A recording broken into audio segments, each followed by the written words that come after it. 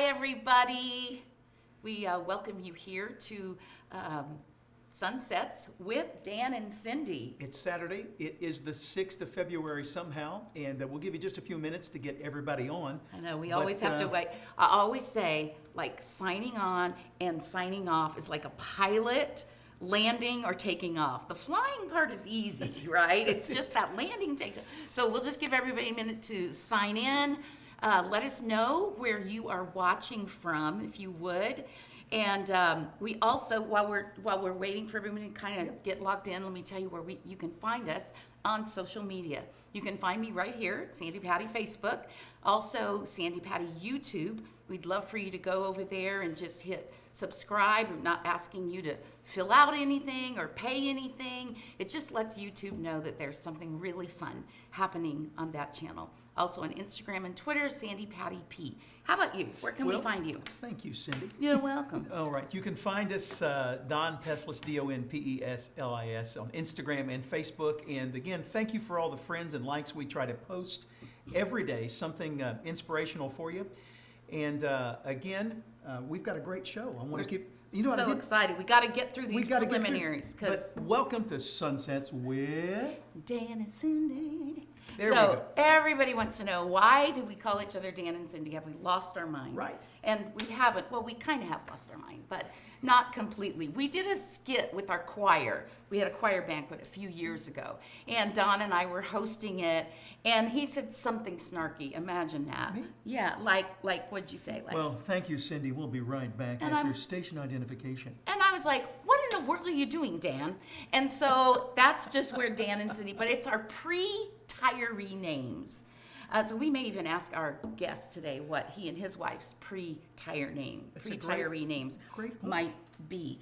But we love getting to be with you. That's why we call it Dan and Cindi. And we love the season of our life of the sunsets, because for me, the best part of the sunset is after the sunset. There's so much more beauty to be found even after the sunset. So we welcome you to Sunsets with Dan and Cindi. Why don't you tell us? We've got a big show tonight, really. And again, last week you said really big shoe. Really big shoe, yeah. And somebody said that really dates you. It does. It does. Getting right to it, we've got our pastor and friend, Pastor Marty Grubbs, with us tonight, and we really want to devote all the time to that. I'll give you just a little bit of background on Pastor Marty. He's the senior pastor, Crossings Community Church in Oklahoma City, celebrating his 40th year in ministry here, which is fantastic. 36 of them as senior pastor. Crossings has changed a little bit over the years. He tells the story that they were praying to break the 200 barrier. Now, well over 8,000 folks, really 10,000 are on weekly, either online or in the church. So it's really been an amazing tenure for Marty. 2001, Crossings Community School opened its doors. The school is flourishing. The Crossings Clinic has provided well over $16 million in medical, vision, dental services since its inception. Crossings opened its first satellite campus in 2016 in Edmond. And now one of the most exciting things we've got going is Crossings Church is beginning a partnership with the Oklahoma Department of Corrections. And we now find ourselves weekly in most every correctional facility here in Oklahoma City. So it's, in Oklahoma. So that's exciting news. Marty and Kim have 3 grown children, 2 grandsons, 1 granddaughter, and I might add, 1 on the way. He's a graduate, as we are, of Anderson University with degrees in sacred music and religious studies. He's on numerous boards across the country, national boards, state boards, written 2 books, which we'll read from tonight, The Serenity Prayer and Restored. You can find his blog at martygrubbs.com. But what can I tell you? The best thing I can say about Marty, we've been with him 10 years, and you may have a little bit longer the history of that to share in a minute. Yes. But he's our pastor, but the best thing we can say, he's our friend. So everybody, would you please make very welcome our friend and pastor, Marty Grubbs. Thank you. Yay! You know how excited we have been. I need to change my name. If you're Dan and Cindi. Exactly. So you and Kim need to think about what your Morty or Morty and KK. Morty and now KK. That is a good pre-tiree name. Work. They come from money. they come from money. You know, that's how you say they come from the South. Or you say, paging Dr. Morty, Dr. Morty. Marty, we are just Thank you. thrilled. And Don said, our families, the Grubs Yeah. family, the Yeah. Patty family, we've got a history. Your dad was a preacher. Yeah. My dad was a minister of music. So we would find ourselves at camp meetings Mm-hmm. often. I can't remember how many summers. In the summers. Yeah. And our parents were busy, which left the ministers' kids to sort of run wild. Now, you and your brother, and it was me and my two younger brothers, Yeah. and you guys were the mischievers. I was the tattletale. And I was older than all of them. And one day, and this was in Wichita campgrounds, Kansas. you four, started throwing the aluminum chairs in the lake while the service was going on. So, of course, I had to go tell. And, I don't know, it's just boys will be boys, I guess, is what. Well, later, many years later, they drained that lake. Yeah, they found our chairs. And they found the chairs. I just think that is just the best. But Marty, Lot of each fun. week we talk about crossings because we love crossings, and people who are tuning in have really found how much you have made them feel welcomed, even Australia, New Zealand, everywhere. And we wanted to take the opportunity to interview you, but especially talk to you about a subject that not a lot of pastors are talking about, and that is depression. So, but my first question to you is, why on earth did you become a pastor? There's a lot of people still asking that question. I was recently, someone was reminding me, I don't remember who it was, that a guy named Doug Oldham came through Tennessee a lot when we were kids, and he told somebody, he said, those two boys will never amount to much. He actually told my parents that. Yeah, maybe that's where I heard it. Those Grubs boys are just, they're Those going Grubs to be in boys. prison. Yeah, they'll probably be in prison. The short answer and the best answer probably is became a pastor because I didn't see it coming.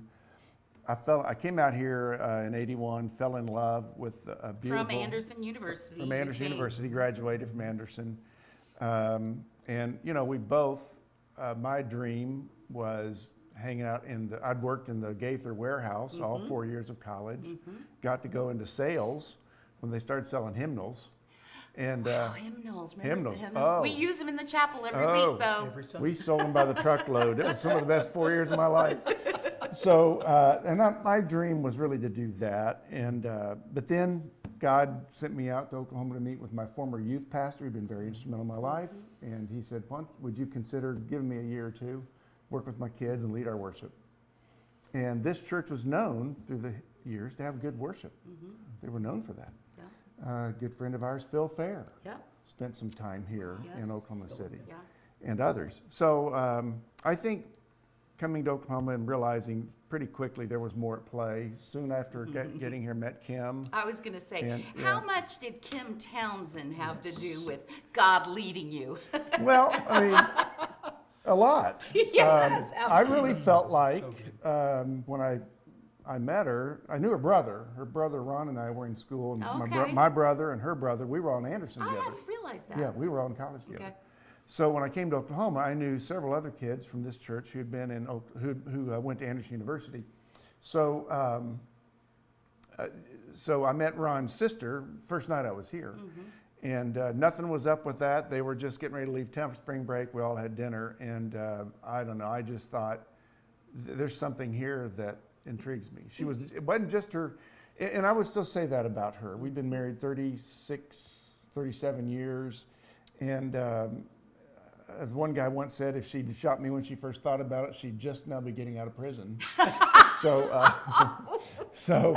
37 years, but there was something about her Yes. beyond even the outer Yes. beauty. She's a beautiful woman, but it was just who she was. So anyway, we can talk about that She a lot. has But inner grace. she's very calm and Yes, gracious, yes. and a lot like her mom, Yeah. who's the same. And so that happened pretty quickly. We started dating, married 2 years later, and we thought we were going to be moving to another larger church. We finally had a chance to maybe go. I was going to do outreach and evangelism, which is my real passion. I'm for the most lost guy in the room. I love Show that. me where he is, and I want to Yeah. go talk to him. Jesus was a So lot like I that, came too. home to tell my pastor that we were going to be moving, and he said, well, I need to let you know we are too. Oh, So, okay. okay. And he had kids. They needed to get moved to their next assignment. And so I worked it out with the other church to let me stay and be the interim for the second time. And then we would make our move at the end of the year. And that never happened. And that never So, happened. yeah, I'm still an interim. They're still looking. Well, you've always been really candid from the pulpit in your blogs that life is real. Yeah. And you have 3 amazing kids, I think are a testament to you and Kim, that you've not tried to pretend from the pulpit Right.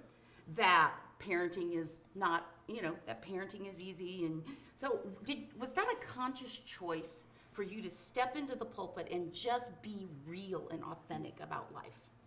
I think it was I don't think it was an intentional thing I decided. It happened over time.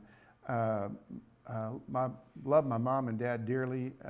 It was a tough go in their marriage, frankly, in ministry in the 60s, Yeah. 50s and 60s. Yeah, It was a that's tough true, time.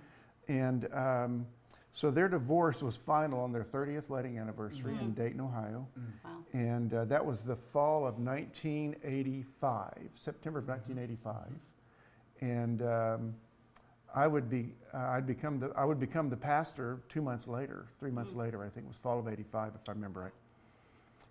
And so I couldn't pretend that didn't happen. Yeah. A lot of people out in Oklahoma City knew my dad. They knew my parents. Yeah, absolutely. And so one day, someone came up to me in the foyer of the church between services and said, how are your folks doing? And I said, they're fine. And a friend was standing close by, pulled me aside between services and said, you can't do that. That's not healthy. Your parents aren't fine. Wow. And I said, yeah, but I didn't want to get into it. Right. Well, then tell them you have to talk to them later, but don't tell them they're fine. Oh, And so that was wow. pretty instrumental. And so the next morning, he said, on Monday morning, he said, I'm going to pick you up. I want you to do lunch with me. Okay. Well, we pull up in front of this, looks like literally an abandoned building, not a window in it, non-discreet, no sign. I'm thinking, what's this? Well, it was called the Western Club in 1985, 86. And it was a place where 12-step meetings happened all day and all night. And he took me to a 12-step meeting, a noon men's 12-step meeting. And I walk in there and go, what am I going to say? Yeah. And so try to make a long story shorter, No, you but tell the I story. watched businessmen who'd pulled up in their Mercedes, and they were the top of their game in Oklahoma City. And I say Mercedes because I'm a car guy, so I notice cars. So Yeah. the parking lot, I saw everything from a bicycle to a busted up motorcycle to beautiful cars, and then you get inside and you see the same. Wow. Men in suits, they're professionals, and people that looked like they had just woken up. And then I watched the guys who'd been in AA a while hand their business card. You call me 24/7 if you feel tempted to drink. Wow. And that's a sponsor. Yeah. Yeah. And I'm watching all this happen, and I'm thinking, this ought to happen in the church. Yes. Whatever happened to confess your sins to one another that you may be healed? That's right. Whatever happened to those of you who are strong ought to bear with the failings of the weak? Yeah. So it was just a collision of several things with my family. I learned an awful lot there. Yeah. I tell people now the seminary I didn't know I would ever need and didn't get Yeah. came to me in practical ways Yeah. through what happened with my mom and dad. Yeah. And Which stirred up in you, I've heard you say, a lot of anger that you weren't aware of, because your friend took you to that meeting not because he Right. sensed you were alcohol Right. or drug dependent, but there was something else going on inside of you. Can you talk about that a little bit? well, I think I think we were newly married. We'd been married 2 years at that point. And so I think both of us were, and I know Kim, we both looked at each other one night and thought, let's be sure that doesn't happen to us. And we see a lot of that even now. A lot of marriages are ending in their 30th, even 40th year of marriage. And so I think we both were frightened a little bit. If that can happen to my parents, that could happen to anybody. Yeah, right.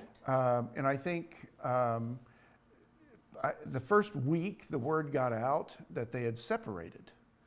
I probably had, I think I quit counting that week at 100 phone calls from all over the country, pastors, friends.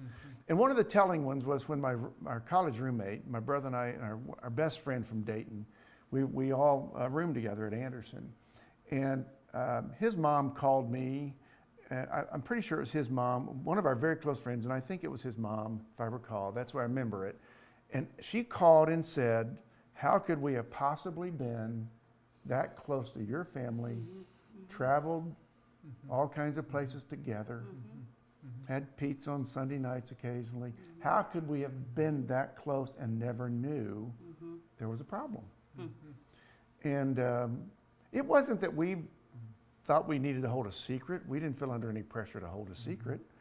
But I just started to learn in ministry. I had a choice, and I could either bluff to try to be what I think they wanted me to be. That's a good word, too. You know, That's a very good word. I could just let it be what it is and Be real. Be be authentic. honest and Be you know, authentic. and say I've never preached a sermon in my life and Yeah, don't much want to preach this one, but here we go. right. And so you know, it just was. I thought we thought we'd help our church maybe 3, 4, 5 years. Yeah. And God had another plan. So anyway, it's been a heck of a journey. Well, and you personally, just this last Sunday, you speak about your journey, depression, and you offer people hope. One of the things I appreciate about our church, and it starts at the top, is you are welcome in these doors. It doesn't matter where you've come from. And you really mean that, Marty. Like, you don't just say that. You really mean that. But you also lead by example and sharing some of your story. And Sunday, you talked about your doctor prescribing some medication. Will you talk about that? Yeah, it had been a very stressful season for me. And our little church was growing, and we prayed for 200, Yeah. and by 1993 we had 500. And we thought, wow, okay, that's good. And then it kept going. So things were just moving fast. There was just a lot going on, and built this beautiful new complex out in Portland, and did this phenomenal dedication Sunday in November, and woke up the next morning and I thought, something's happened overnight. I'm not sure what, but I felt like it wasn't so physical as much as it was probably, I think it was a year-long just blowing and going as fast as we could Pedal to the metal. to help what then had become about 1,200 people move into from 55,000 square feet of sweet, beautiful building in a neighborhood on a corner Yeah. to out here on the State Highway 74 and 180,000 square feet. Yeah. And I think I owned too much of that. I didn't realize, and so that dark moment I woke up, went to the doctor, and again, they, over the next week or 2 or 3, said, we think you're depressed, why don't let's get some medication going. My doctor said there's a switch in your brain that is supposed explain to. this. This is very it's like a good. chemical thing. Right. And he said, there's a kick in. There's a switch in your brain that's supposed to manufacture the chemical. Serotonin. Yes, that controls mood and all those kinds of things. And he says it appears your switch has turned off. So we're going to take the medicine. And what it's supposed to do is help flip that switch back on. Yeah. And if it does, then we'll pull back Yeah. and see if it stays on. Yeah. And that was kind of again, that's been 30 some years ago. And so, well, that's been 22 years ago. So, so I remember going into Walgreens to get my prescription. They call it in the prescription to Walgreens at Yes. the time. You know, there was no online ordering, you know. And I get to Walgreens and I'm just sure that, because they'd say over the louds, you'd get this, you'd be in the aisles, so-and-so, your prescription's ready at the counter. Yeah. And I mean, I was looking down the aisles, is anybody here that I know? Yeah. And I just knew they're going to go, Marty Grubbs, your antidepressant is available at the counter, you know. Pastor Marty yeah, Grubbs. Pastor Marty Grubbs. Your antidepressant Marty. is ready at the counter. And I was very paranoid, of course, and didn't Yes. need to be. And so that was my my venture into. I think it helped me understand some things about people that I hadn't understood. I learned to understand some things about me. I learned to understand that I may not go at this the way a lot of my pastor friends did, or even our dads. Our right. dads worked themselves crazy, but they didn't know any Absolutely. other way to do it. Yeah. And there probably wasn't another way to do it Yeah. in the 50s and 60s. Yeah. So, I just, I was trying to be something I wasn't, I Yeah. think, Yeah. just because I thought that would be the best thing to do. You had mentioned Sunday that often depression will follow a Yeah. significant event. Yes. And that significant event isn't always a bad event. No, that's great. Talk about events. that a little Well, so this is Dedication Sunday. We'd never had so many people ever come to anything our church had done. My whole family had come.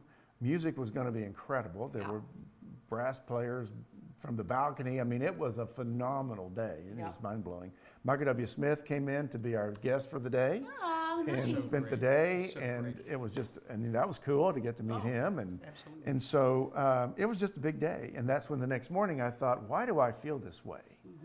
It wasn't just fatigue; Right, it was more than that, and I didn't Yeah. know why. I Yeah. couldn't figure it out, and that's why I've called the doctor. right. But one of the biggest, most memorable days of my life, I would say. Yeah. And then the next morning, man, what happened? Right. So, and then you start looking through the Bible and you find Yes. out, the great story of Elijah when he Yep.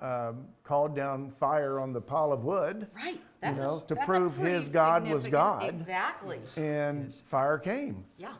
And talk about God shows up in front of everybody. They see that you're the one who knows the true God. Yeah. How cool could that be? Yeah. And we've settled that forever, right? Well, Well. then the king's wife decided she might want him dead by the next 24 hours later. And I guess true to form, as a guy, he was terrified of a woman, I guess. Right. So Well, off especially he the ran. wife of the king, so- Yeah, That's it. he ran and found a cave and said, "Take my life. I don't want to live anymore." After having probably the most significant encounter. Probably one of the most significant encounters on planet Earth with God. Yeah. There's a few of those stories like that throughout the scriptures. But so I think when I saw that, and you read some of the passages of David in Psalms, Yes. Exactly. Exactly. the agony they felt, the Honesty, anguish. but the honesty. Yeah, Marty. and you read like Psalm 40. I brought this up here with me, but I waited and waited and waited for God, and finally He listened. He lifted me out of the ditch, pulled me from the deep mud, stood me up on a rock to make sure I wouldn't slip. And there's a lot of those kinds of stories in the Bible we just don't see Right. or don't understand or realize what's happening. So I think that was, for me, I could remember a great high moment when God showed up in a significant way. Yeah. And then the next day, he was running, afraid Yeah. for his life. And so I think that helped me understand, well, this happens. This happens. Did you get pushback from taking medication? I really didn't. There were some, when I first talked about it took me several years before I would first talk about it. And I think the whole 12-step thing and the Yes. 12-step ministries, we started those at the time. Rick Warren out at Saddleback was the only church I could find doing Celebrate. He invented, Celebrate Recovery is Okay. their program. Is their I- product. That yeah. came out of Saddleback. Okay. Yes. And so we turned to that material. Which is awesome. It's incredible what he did for the church. So he gave us all permission to Yes. start talking about it in church. Yes. And so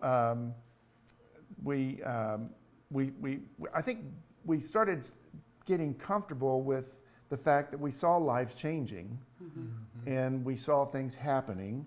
And so I think over time, and then I saw our people fired up. Yeah. I was so Transformed. pleasantly surprised Not just changed. that the most excited people in the church in that season were those that had been there the longest. It was the old timers, In that. that wow. some would say, Yeah. That's good. who just couldn't wait for more opportunity to welcome people in a church who thought they'd never be welcomed. Isn't that awesome? And so it just slowly began to happen. I love that. You often will say two things. One, you talk about disappointment versus depression. Yeah. And I want you to speak about that. But before I forget, I love Sunday you said you will always find your story in God's Word. Oh, yeah. Because it's real. It's filled with imperfect people Yeah. that God used. And that's not an excuse for us to not be our best and give our best. But it sure does help to see that God uses imperfect people. But disappointment versus depression and the triggers of depression. Yeah. Talk about that. That particularly hit me this go around for last Sunday's message, that what is the difference? Yeah. Am I depressed, or am I just simply disappointed with something that you regret, or something that's happened? And so I began to kind of dig into that, and I called my brother. My brother's a physician. Yes. And Who Doug Oldham said would fail as well. So Yeah. now he he is a said physician. we'd never amount to nothing. Yeah. But you know what? Well, and you, the rest of Dr. that Joy. story is, I could not have loved two people more on this planet than Doug and I Lar. know. That's right. Doug and Larly Oldham. I know. So I anyway, agree. just fabulous people. I agree. But anyway, I think a lot of times in our current culture, we would rather medicate quickly. I feel bad, I want medication now. When sometimes we need to wait. And I think sometimes we're going to medicate our problem because we don't want to stop the problem. Yes. We just want medicine so we can keep doing what we're doing. That is exactly. And so yes, that's a problem. excellent. And unfortunately, I think there are times people end up on medication that may not have needed it. Yeah. Now that, I'm not going to second guess Yeah. physician, but I think what my brother began to say when I asked him how he approaches it as a physician, Right. he just said, we've got to understand what is causing this. Yeah. He gave the two reasons that he looks for in a Yes, patient. yes. Loss of motivation to do Yep. the things that need to be done, Yes. or loss of motivation to do what you once enjoyed doing. Yeah. Those are two signals Two that real indicators. something may be off. Yeah. And then the second one was, is there a loss of hope? And sometimes that shows up in someone that just wants to sleep all the time. They don't want to be awake. Being awake is too painful. Right. So kind of a loss of hope. Yeah. And I want to say this in front of you. You're our pastor, but people can also get lost in the busyness of volunteering yeah. at church. Oh, yeah. Church is one of the best places to hide Yeah. depression. And so the fact that I just love the environment here. It's like if somebody says, "How are you?" I ran into someone in the hall just earlier today. I said, "How you doing?" They go, "Okay." And I said to them, "So I just want you to know I didn't miss that sigh. Yeah. And that's good. I'm gonna come back Yeah. and ask you about that That's good. sigh." Yeah. Because you give us a Yeah. space to do that. You talked about how the church can come alongside people, especially if someone has not experienced depression. Yeah. You talked about three things. You talked about be sensitive and understand that it's real. Yeah. And again, I think as I saw people coming into our church that were looking for hope Yeah. or looking for a solution to when I did a 12-step sermon series, that was one of the first Yes. things I did, 1986. It was 88. We Like, moved. what pastor was doing that? Yeah, well, Rick Warren was. Yeah, but Probably I only. mean, And so I Wow. really, when I discovered the 12 steps, AA aside, right, they're phenomenal Phenomenal. steps. Right. You couldn't ask for a better prescription right. Right. of how to pattern your life after something. Yeah. So when it got out that I was going to talk about the 12 steps on Sundays for like 12 weeks, we thought, well, who might show up, Wow. And there were a few who thought, are we going to come in early in the morning? There'll be drunks laying on our steps kind of thing. And of course we said, well, maybe. And you were like, good. Fine. Didn't bother us. Yes. Well, what happened was, frankly, it was the opposite end of the spectrum of people that showed up in droves Wow. because we were talking out loud and publicly about issues that were going on in their own families, and they hadn't heard it anywhere else at the time in a church, unfortunately. And to just feel permission Right. to, Yeah. So I think when we got that, when early on we got the permission to be honest about it, to talk about it, and so I think when I've spoken on depression, I say to the church, and I really know now. I mean, I know our church now really well, and I don't think not 100% of the people are ever maybe on the same page, but I caution our own people: don't dismiss this. Be sensitive to it, and we have to be very careful and very kind to people who may be struggling with it. Acknowledge that this is real, and it happens. And then I would say to the church, if you've been there, put your arms around somebody who is there. yes, yes. Be a hope giver. That's right. Absolutely. So And- you're and on the so- other side of yeah. the bridge saying, it's okay, come on. So I we think got through you. what's become a huge counseling center, our 12-step program, So let me Celebrate I want Recovery. you to Come back to clarify that. Yeah, that. come back to that. That's We good. have in here, in Yeah. Crossings, Yeah, our own counseling center. Right. And I think that was born out of your heart. yeah, And all that we have talked about. Yeah. Because people need a place to go. So we have a counseling center here. What Yes. else? Well, you got the counseling center. I think we have 5 or 6 full-time therapists, and then referrals all over the community and quality counseling. We do Celebrate Recovery on Thursday nights. Yep. Which can be online now as well, Yeah, right? yeah, that's online. And we have Monday night care series. Yes. Groups, classes, support groups. Yeah. I love going down the halls of the church. And pre-COVID, I know this was the case, and I'm not sure what's on the doors now, right? Yeah. We've got the classes, just not as many. Yeah. But I would see the signs, for that evening, Yeah. which little tiny signs. Right. But I thought of all the brave people that saw Yeah. Alcoholics Anonymous, Yeah. That's right. sex addiction, Yes. gambling addiction, Divorce Yes. recovery. divorce recovery, Codependent. Don and I went to Boundaries. the codependent class. Boundaries. Boundaries. boundaries. Healthy boundaries. So I thought that's what we were after. A Absolutely. church that can have that, people walk in and not be ashamed, not have to look down the hall first, Right. but say, I'm just struggling with this. What have you had to deal with? Yeah. Exactly. Marty, I've got to come in and just reiterate. Every week, we get you folks watching out there, Marty, they say to us, we wish our church would deal with these things. And you said that early on, why aren't we doing this? This is where we should do it in church. So folks, Exactly. you keep tuning in. We'll talk about that in a minute. We're so glad you're tuning in with us. There are those opportunities that we can do online. CR, Care Series, those opportunities to plug in with us And I online. think there's some great churches out there that would probably love to be able to do this. Yes. And they either don't know how, and it's not easy, No. Right. or it's just not, it's not even in the cards for them at this Yeah. point. It's just not something they could pull off, that they can do. I do think I'm seeing more and more of this, though, in the churches these days. I do too. Churches that are still open are going to be churches that are going to be strong in compassion. I agree completely. So- You mentioned a so book good.